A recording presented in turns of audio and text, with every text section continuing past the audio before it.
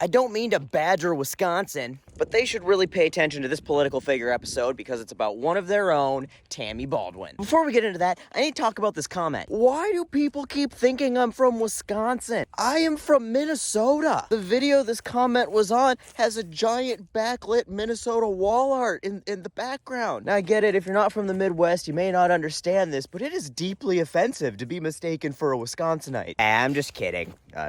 Kind of. Anyway, Tammy Baldwin was born February 11th, 1962 in Madison, Wisconsin. She was born to a 19-year-old mom who was going through a divorce and also suffered from mental illness, so she was raised by her grandparents. And she's also third cousins with Andy Samberg, which has no real relevance or importance to the story, but I thought that was an entertaining fact. She graduated from Madison West High School and then was valedictorian at Smith College before getting her Juris Doctor at the University of Wisconsin Law School. She worked a couple years in private practice until 1993 when she was elected to represent Wisconsin's 78th District in the Wisconsin General Assembly. Being that it was the 90s, this victory was pretty gay. In a good way, because she was the first openly lesbian member of Wisconsin's General Assembly. During this time, she advocated for legalizing same-sex marriage and/or domestic partnerships in Wisconsin, and openly said that Bill Clinton's Don't Say Gay policy was pretty bullshit. She ran for Wisconsin's 2nd District in the U.S. House of Representatives in 1998, making her the first open lesbian elected to Congress. She served in the House of Representatives for 14 years before deciding to run for Senate. And of course, she won her 2012 Senate race as well, making her the very first openly gay member of Senate. We have to qualify openly because Lindsey Graham is still fondling around for his closet door handle in the dark. But we're still hoping one day that Lindsey will free those ladybugs from the closet and stop being a self-loathing asshole that's trying to make the rest of the world as miserable as he is. Now, since being in the Senate, Tammy has been a pretty solid senator. She's proposed and voted for tax increases on the wealthy. She's advocated for tax reform like closing the carried interest tax loophole. She sponsored the Reward Work Act, which would force publicly held companies to allow their employees to elect 1/3 of the board of directors, which should absolutely be a no-brainer because the board of directors right now generally just exclusively represents investors. And this would give employees in a company a voice to represent their interests. So of course it'll never pass. She's publicly called for the FTC and the Department of Justice to more vigorously enforce antitrust laws. She's voted in favor of giving undocumented immigrants a path to legal residency and citizenship. She wrote and repeatedly introduced the Healthcare Security for All Americans Act, which was single-payer healthcare legislation back before Bernie made it cool in the early 2000s, and has continued to advocate for single-payer healthcare all through the Obama years and even up to today. She's also put pressure on pharmaceutical companies to bring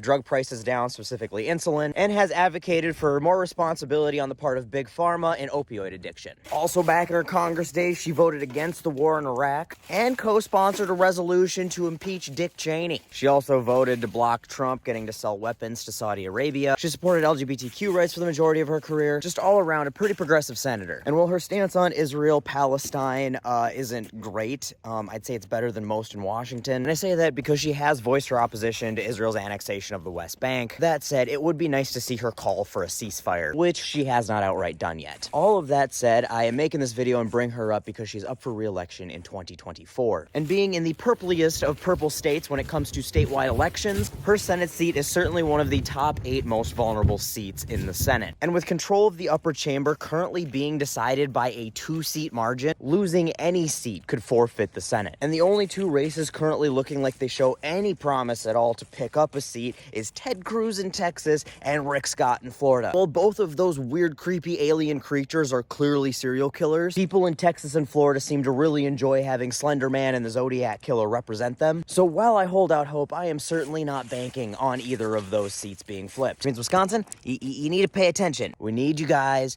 to re-elect Tammy. It's important for like all of us. We're all counting on you on this one. Y'all have been showing you can get to the polls and make this shit happen in your off-season elections, and y'all have some like really solid progressive history with some of the best candidates our country's ever seen.